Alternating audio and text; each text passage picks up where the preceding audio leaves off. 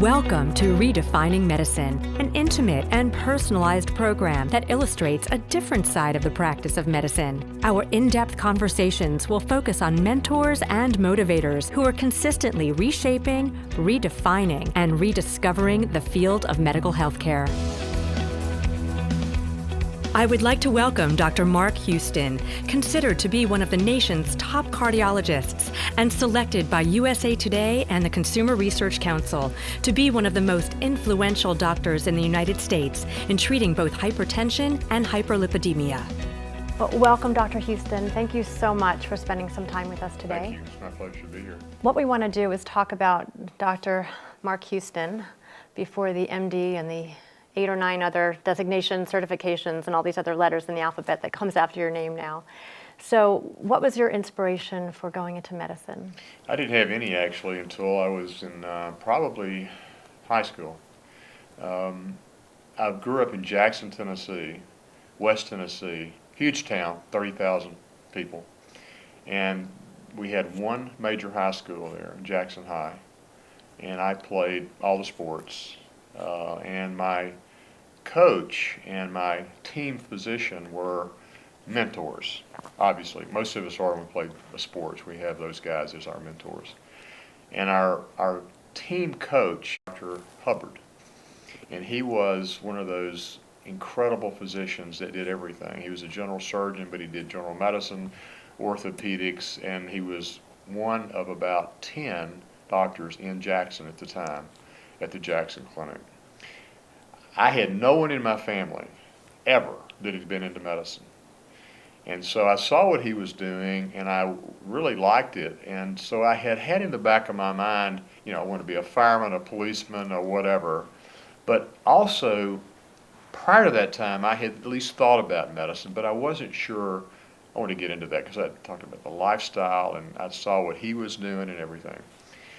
But I started flashing back after that moment I met with Dr. Hubbard, and I realized that this had been going on since I was age 6, actually.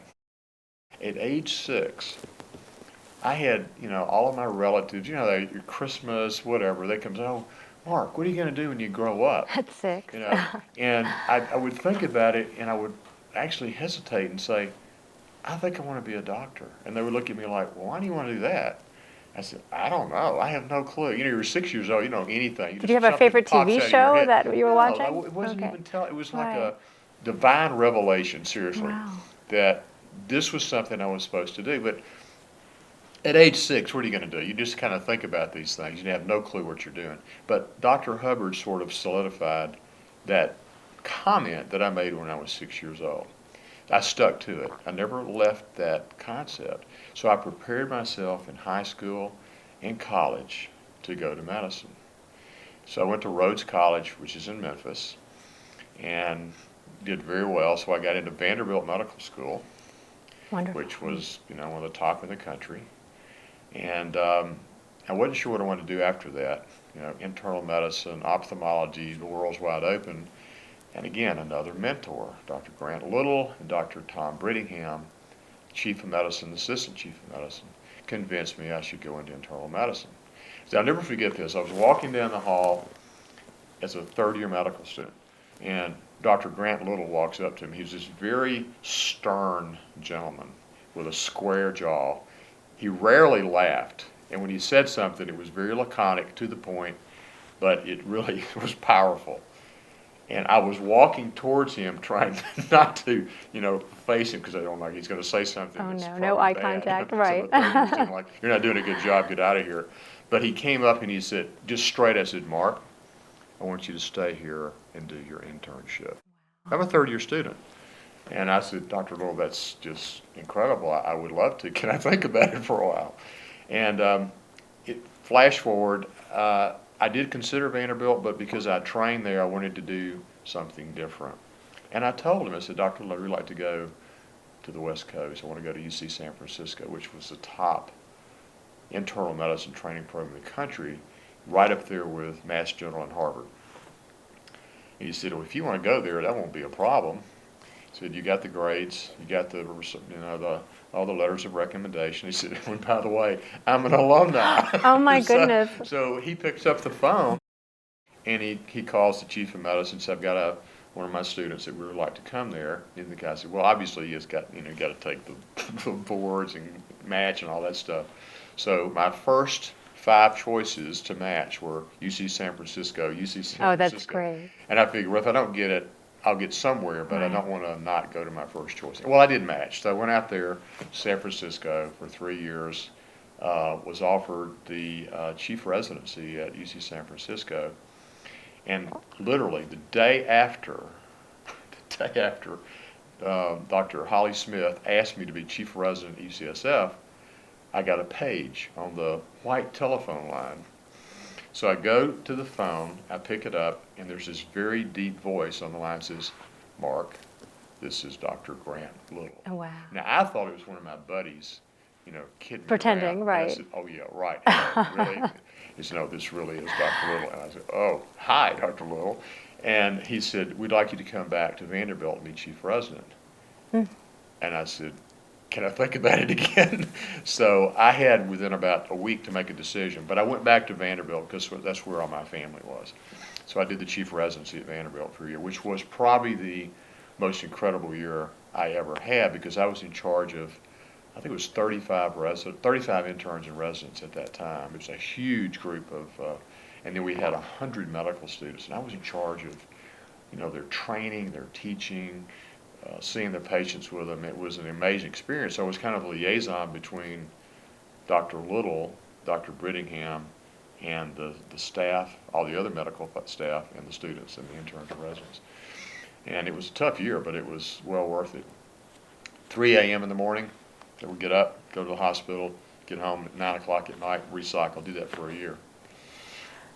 And then I stayed on the faculty at Vanderbilt where I ran the intensive care unit, got into cardiovascular medicine. Hypertension was my love at first, and stayed there for 13 years. And then I decided to go over to St. Thomas, which was an allied hospital where all the cardiovascular work was being done at the time.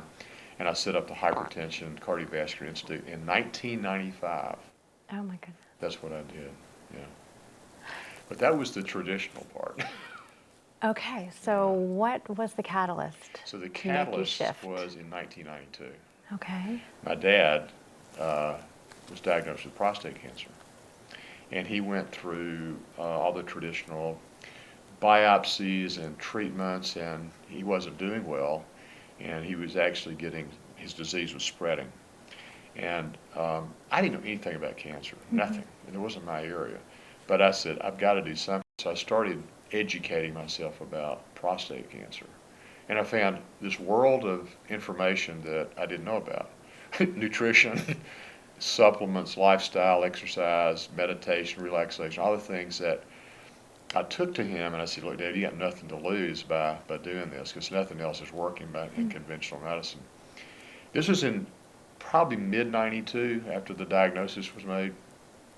And we started all of that stuff. I won't belabor you with the details, but everything that was even remotely scientific in the nutrition literature, we started. And his prostate cancer, literally, it didn't go into remission, but it's stabilized. And for the next 4 years, he did very well. He was expected to live maybe 6 months. Oh my goodness. But he lived until mid-1996. And that was the catalyst for me to look at alternative therapies in cancer. And I said, well, if this is out there for prostate cancer, maybe I should apply it to something that I really know about, which is hypertension and cardiovascular disease. And it was in 96 that I really started to look at all that in a totally different way. And it took me about 4 or 5 years to realize this was really a new truth that I needed to get involved in. And I realized at that time too that what I was doing was not accepted at Vanderbilt. I mean, I'm on the faculty and I'm teaching things to students and also to the faculty and to the interns and residents and my patients, something that I wasn't even taught in medical school, wasn't taught in training. and was not really well accepted at that time. And you tell somebody to do a supplement or take a vitamin or do this nutritional program for a disease, it's like, you're practicing sorcery. You're a witch doctor. So, you take a lot of hits. I took a lot of hits. I'm sure. In the 90s for what I was doing because it was not really accepted. And then I realized if I'm going to do this on my own, I need probably some credentialing. So I went back and got a master's degree in human nutrition from the University of Bridgeport. It was an online program. It took me Back then, it was an online. It took me Wow. 2 years to do that. And so I think I finished that in 2003. And by that time, I was, I had like 4 boards, a master's degree. So people started saying, well, he's really not quacky. He really kind of knows what he's doing. And I started lecturing about it at A4M. How did you come to find A4M? Pamela Smith, actually, I guess she read some research and articles that I'd done and had heard me speak more traditional things. And she said, you need to come over and take a look at A4M. So she actually put me in charge of the cardiovascular section for A4M back then. At that time, it was just a module, and so I designed that for A4M, and then it moved into the advanced modules, which became part of MMI, and I'm the director for both of those to this day. And but it was really the impetus for doing that was my dad first, the degree, and then someone who realized that a traditional doctor was teaching, something that was really applicable to A4M MMI. So I've been with, I guess it's been almost 15 years now. I've been in and out of this nutrition world, but mostly during that time with all the nutrition organizations, with particularly MMI and A4M. And did you start at that time implementing all of this stuff that you were learning into your own personal life? Oh, I did. I can't say that I'm that good at it, but I did try to at least implement as many things as I could. Like we just heard the speaker today, after hearing him talk about plant-based diets and caloric restriction with Mark Rosenberg, it's like, I need to reevaluate my eating habits once again. But no, I did that for myself. So it was easy to say to patients, you need to do this, because I was doing it myself. Right. I've always exercised. I've always eaten pretty good, but it really got to a whole new level once I learned all this stuff. So after the first master's degree, which I finished in 2003, flash forward now, A4M offers a master's in metabolic and nutritional medicine from the University of South Florida. And so I went and got another master's degree. So now I have 2 master's degrees plus the board certifications in hypertension, internal medicine, all this other stuff. So it's really the ability to combine all this stuff together, the nutrition world, integrate with the drugs if necessary, the lifestyle. And once you put yourself out there like that, you don't even have to advertise. Right. Which I don't, actually. Right. I don't advertise. I mean, I have a website and I have all the stuff that we do, but I don't do TV commercials and I don't really advertise. Just word of mouth from people, not just in the Nashville area, but within like a 200, 300-mile radius of Nashville.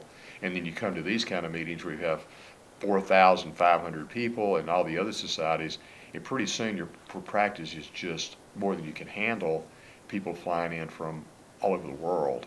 Because you're now an expert in hypertension and lipidemia. And cardiovascular world that no one else is doing. Right. I know in the United States, I don't think there's more than 4 or 5 other, I would say, not interventional, integrative cardiovascular people that practice. Now, there's some that do a lot of teaching and a lot of research, but who really do the whole thing. They do the practice, they see patients, they do the clinical research, and they teach, not just faculty but also teach patients. So who is your typical patient? The patients that come in now come in motivated. They're not the ones that you have to convince to do what you think they should do. So I had this group of people who've been with me for a long time who sort of merged into my thinking process. They're doing something preventatively. They're doing the preventative Okay. part. And you have another group who are sort of before I did it, they're really hardcore that want to change. And then you have the whole new group of people who come in and say, I'm here to do whatever you to help me. want me to do to get healthy. Right. And so you don't have to convince them. You meet with them and you tell them what to do, and they do it. Is this as an alternative to surgery or as an alternative to? Well, yeah, in fact, yesterday I talked about 2 patients that I presented at the conference. One was a terminal heart failure patient who was on the transplant list and was told he would be dead in 6 months. And we put him on aggressive diet, weight loss, nutrition, supplements, and all those things. That was 10 years ago. Oh my goodness. Yeah, he's still alive, and his lifestyle's normal. His ejection fraction, which is pumping ability of his heart, is normal. And another guy, similar, who had what's called intractable angina, and they told him he'd be dead in 3 months because they couldn't do an angiogram, they couldn't do PCTA, they couldn't do a stent, couldn't do bypass, and just said, I'm sorry, you're going to die of a massive heart attack. So we did similar things to him. He's still alive. That was probably been 8 years ago. So when you see, and that's just 2 examples. Right. I've got you have every day this is happening. many people who have been literally, not so much what I do, but they do what I tell them to do, out of the jaws of death or transplant or something to feeling totally normal and off the operating table. That's absolutely incredible. So what would you say to a physician who is tinkering with the idea of potentially going down that integrative or functional I would say path? You need to do it now. You need to do it as quickly as you can and get educated, because if you don't, you are missing probably the biggest change in education in your life, and you don't want to go to your grave being ignorant of that whole part of medicine that's out there. So you'll help yourself, but the lives that you'll save, the lives you'll touch, are enormous by doing that. And you don't, as a physician, you have no idea the impact you have, not just on your patients, but on people that you train. That you may have trained them 30 years ago, and they come up to you, I remember when you gave this lecture on this whatever, and I use it on myself, and then I've used it in my patients, and I've saved another 30. So it's like a domino effect. One patient, 10, 100, 1,000. So the more people we get into this kind of medicine, it's going to be a groundswell. It'd be an epidemic of goodness with nutrition and good health if people will start practicing this kind of medicine. Honestly, I think everybody knows this is nothing new. The traditional approach is really, it's not working. It's a dying process of thinking of disease management as opposed to prevention. We spend more per capita than any country in the world, and we do great with acute care. Don't get me wrong. Intensive care, cardiac care, if you're really sick and you're dying and you have an emergency, this is the best place to be. But if you want good preventative care and nutrition, it's not being taught in the medical school, so you have to do it after you finish. Now that's changing a little bit. Some of the med schools are picking it up. But I think long term, we've got to just get everybody to realize that we've been doing it wrong. Just admit it. We messed up. It's like Dr. Krager this morning said, 1950, the doctors were telling people to smoke cigarettes because it was healthy. What are we doing now? Well, we're telling people to eat. We don't tell people to eat good. We say, it's fine to eat this, this, and this, fast foods. And the nutrition industry has just taken us down another pathway of stupidity. And so we've got to realize the science is already there. We know what to do, but the doctors don't teach it, or they don't know it themselves. And the patients, they're out there at the mercy of commercials. It's either take this drug or go to a fast food place. So they're confused. Or take this drug so you can go to the fast food exactly. place. Right. Your type 2 diabetic is not, let's get you on a good diet, lose weight, and exercise. Is some pharmacologic agent, and it's really great, new, wonderful commercials that dazzle you. And then you get with a disclaimer. Then you get to the end of the commercial, and it has, the commercial itself is like 30 seconds, and then the disclaimer's a minute. Here's the following things that can happen: you can die, etc. So, Dr. Little, has he ever called you back and said, Mark, I was wrong. I need you to integrate this into our program and come teach the doctors of America the future? Well, unfortunately, Dr. Little died Oh. before I actually Had the opportunity to merged show him into all this this. Okay. integrative care. But I have had many of my mentors that are still alive look back and say, you know, what you were talking about back then makes a lot of sense. You know, the interesting thing that's happened is we have what are called closet doctors. These are doctors who practice the traditional methods. They don't really promote what I promote, but when it comes to themselves, they will make an appointment to come see me to do what I want them to do so they get healthy.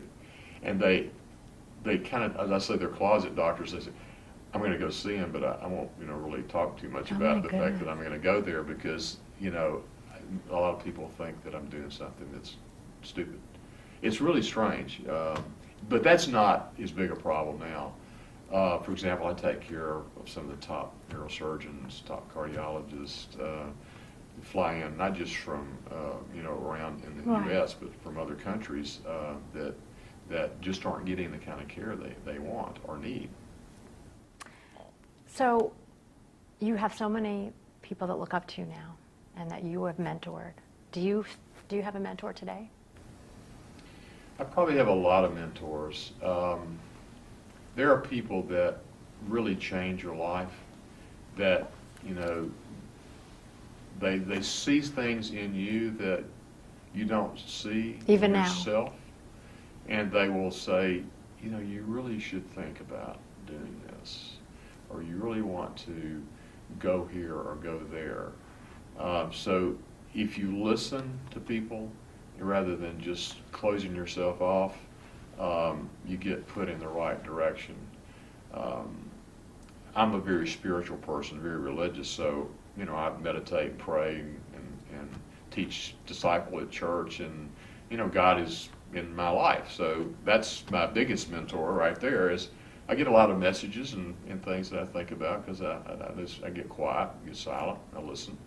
And there's a lot of people that, you know, even your patients, if you listen to your patients, you know, that they'll say, you know, I really appreciate everything you've done for the last 20 years for me. And then they'll say, you know, what you did with this or with that.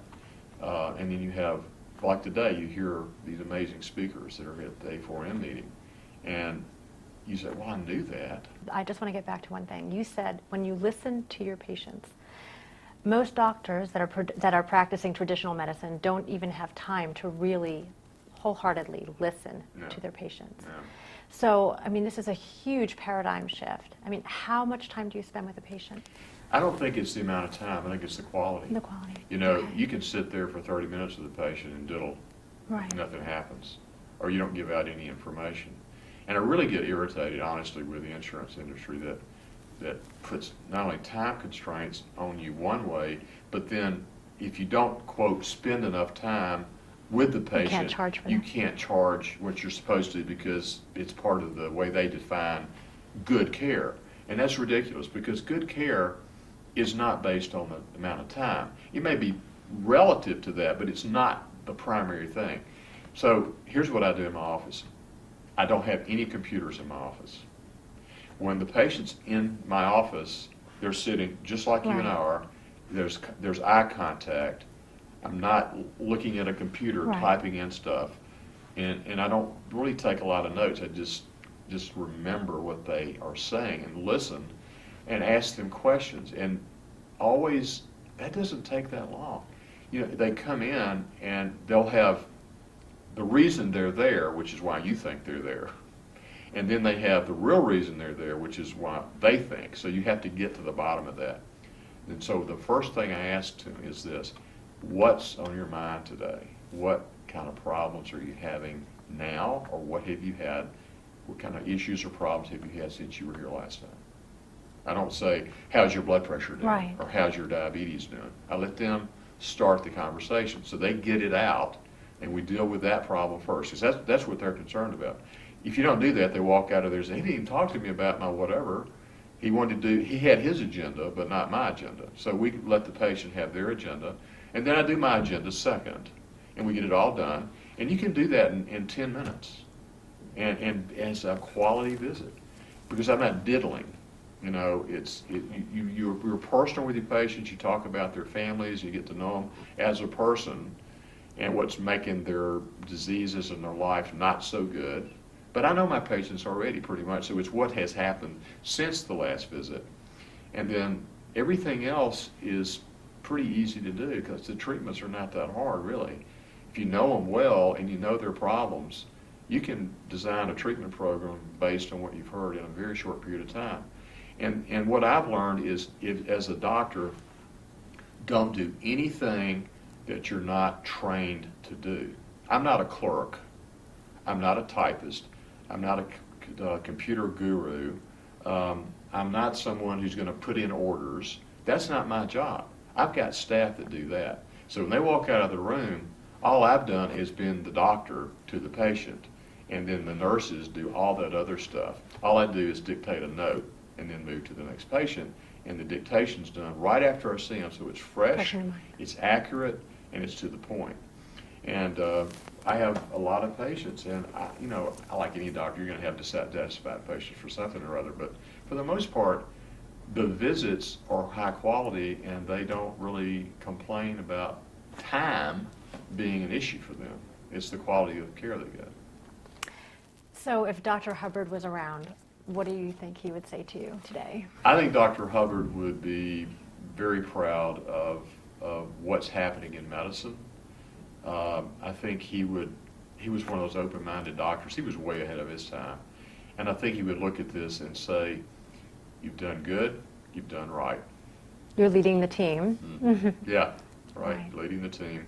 And the more impact you can have on your fellow physicians and your patients and everyone else you touch, the more that effect is going to roll down the hill to help more people. So what's next for you? Where do you see yourself in the next 5 or 10 years? Well, my mission is basically a passion to teach and get this message out in whatever format we can, whether it's at a meeting, whether it's on webinars, whether it's one-on-one. It doesn't really matter as long as your passion is to do what you think is right. But in the same time you're doing what's right, you have to stamp out what is wrong. And that's a challenge because you have huge industries against you. You've got the food industry, you've got political industry, you've got the medical societies, and the acceptance and the misinformation out there is incredible. If you had to give a suggestion or advice as to what's the one thing that everyone needs to give up in their diet in order to increase their longevity, what would it be? Refined carbohydrates, sugars. Okay, and if there's one thing to add, what would it be? Plant-based diet. Ah, so Michael Greger would love that. Yeah. Okay. So we talked about what you'd like to see in the next 5 or 10 years and you teaching, and so I assume that that would give you a tremendous amount of professional satisfaction and gratification. But is it the same personally, or is there anything else you? The beauty of picking the right profession and liking what you do translates into personal satisfaction. Mm-hmm. It's the people who got in the wrong profession that really tears up their personal life, and it goes everywhere. I'm very fortunate, very blessed that I, since the age of 6, sort of figured out what I was supposed to do and did it, and luckily what I'm doing is, I love it. I'm probably never going to retire. I keep telling my staff, they said, when are you going to retire? Somebody's going to retire. I mean, they're going to drag me out here on a gurney with my toes when up. you're 180. Yeah, when I'm 180. So I just love what I do, and I don't really want to quit. I don't know what else I'd do if I didn't. Do you ever think about, if you weren't doing what you're doing, what you would be doing? No, I don't. There's nothing else I'd rather do, actually. Right. Yeah. That's beautiful. Yeah, It's it is. Inspirational. Any regrets that you've had along the way? Oh, I could probably list a whole bunch of regrets. None of them were major, though. They were little minor, forks in the road, and I got back on track pretty quick. But no, most of the people that were in my life, most of the decisions I made were the correct ones. Obviously, I'm not perfect like anyone else is perfect, and I had little ups and downs along the way.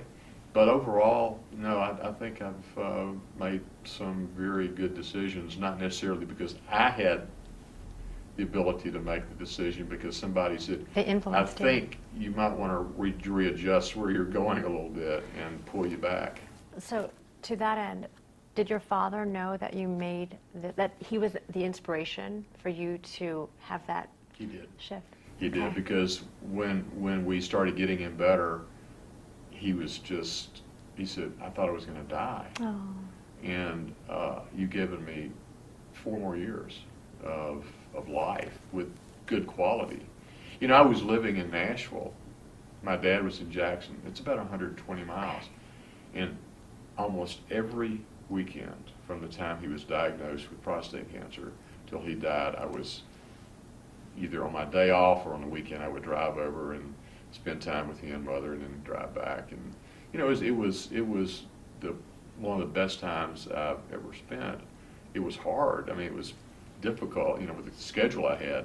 And a lot of times I couldn't do it because I was traveling. But overall, the time you spend with a parent or a child or a loved one, when you know they've got a limited amount of time, you never regret it. Absolutely. And as bittersweet as it is, his illness made you Yeah. a much better doctor. And that's one of the messages that I've learned is that when bad things happen to you, don't look at them as bad. Right. Try to look at them as something good's going to come out of this at some point. Maybe not in my time frame, maybe not what I think, but his illness and his death propelled me into something where my impact, I hope, will be huge on this concept of medicine. Over the course of all of these interviews that we've been doing, or that I've been able to conduct, it always seems to be that there's a catalyst. There's something that happens, whether it's in the physician's own personal life with their health or a family member. Why does it have to take something like that to make, you know, the light bulb go off or the epiphany? Humans have this incredible innate ability to forget and to maintain the status quo because they don't really think that that can happen to them. They don't really think that they're the ones who are going to get the cancer or they're the ones that are going to get the heart attack. So that's kind of the health thinking, but that carries over into everything. And so you almost have to get knocked down flat, put in the hole, in the pit, and crawl out of it before you realize that the way you were heading was totally messed up and incorrect to get the message. But even with that huge impact of something that may change you, there's a backsliding. You know, you maybe say 1 year, 2 years, and you sort of forget about that, and you start back into bad habits again. So you have to keep reminding yourself of where you were in that pit and think about, I don't want to go there again, so I'm going to stay on track. It's just human nature. Well, I find it so fascinating how many emergency room physicians have transitioned into this type of medicine. You know, it's like they've been able to triage and they pill for every ill and then move on out, but then they finally get the epiphany that this is not what I went to medical school for. You know, it's great, it fits the purpose when you have that person that's having their heart attack or, God forbid, you know, an accident or what have you. But I am astounded at the number of ER physicians that join this, you know, movement, so to speak, and it should just be the future of medicine, and, you know, and not, you know, it shouldn't be criticized and be stigmatized, and what will it take for, you know, it to have a national and international acceptance? Well, you know, part of that is the burnout of the ER physician. I mean, I did the ICU for 13 years, so that was Right. another burnout for me. But the real issue beyond that is what I call the library of lack of knowledge. So that is all that information that's out there, published, available, but ignored. And so the the best defense is a bad offense. So if I have a doctor who's criticizing me for doing whatever I'm doing, his defense or his offense, whichever one look at it, is to say, oh, there's no data. Right. There's no data for that. You're just practicing bad medicine. You know, it becomes personal. And this, you know, it's still going on. And so that if we don't educate the uneducatable or the unknowing, The ignorant, then right. It's hard to make changes. So what still inspires you today? I think the inspiration for me is trying to solve the problems. You that can't are do out it by there. yourself. No, can't do it by yourself. It takes a lot of people to figure things out. But the more good minds you put together, and the first step is to recognize the problem, you know that it's out there. And the second is how do you solve the problems that has an impact on people's, whatever, their health in our case. And so there's always a challenge. As long as you're moving forward, you're going to be okay. You're staying active, you're thinking, you're solving, you're doing, you're helping, serving people. That's the key. If you sit back and stay static, God forbid you go backwards, you're lost. You've got to keep moving ahead. So you were in an environment where you were surrounded by like-minded people, and they share your mission. How do you suggest that this message, that more information, that the power of what integrative, anti-aging, functional, personal, whatever you want to call it, that this type of medicine, how do you hope that this message can be delivered to the broader medical community, or not just of your constituents, but of, to the public, so they can be informed patients and they can ask for this? Honestly, I think that this medicine would be driven more by the public than by the medical community, because they're resistant and they don't come to these meetings. Right. I have 35 partners. Why do you really? 35 partners, okay? That's in the St. Thomas Medical Group. Okay. Out of the 35, there's only 3 of us who practice this kind of medicine.